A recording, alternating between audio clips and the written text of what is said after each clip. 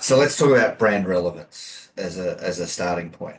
So for each brand, you have three main factors that go into your relevance, and it's how you deliver to your customer base that makes it important for those customers to keep coming back to you and show loyalty. So you have your awareness, so people are aware of you, and that is generally done by some marketing or BD, whether it be word of mouth or by a public publicity sort of campaign.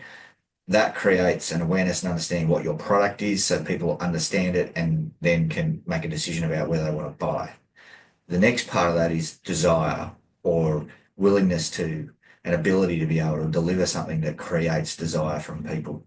So if you look at the classic ones of the iPhones, where they've managed to create a really, really valuable asset and a valuable product that people desire to have at a great margin, at a high margin, and they can deliver it at a reasonable size volume as well. Whereas if you go to other aspects, and this is where your higher end brands create a scarcity. And if you have a scarcity, that creates more desire to buy things. Obviously, that also enables you to charge a higher price. So it's a balance between creating the desire at the right price and creating a volume requirement. And then over the top of that is the loyalty.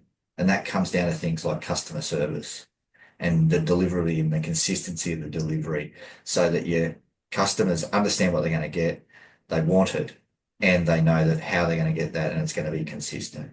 And things like Amazon, people know what they're going to get from Amazon, so they are loyal to Amazon. They might look at products or whatever else out in the real world and go, oh, I want to buy that, but I will go to Amazon because I know it's easier, it may well be cheaper, and it'll get delivered to my house. So that's part of their relevance and their brand loyalty.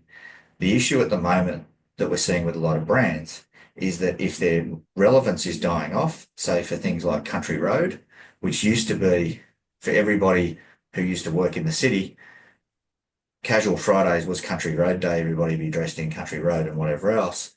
But now there are so many other challenger brands that are becoming more relevant that it's making it more difficult for Country Road to hold that position.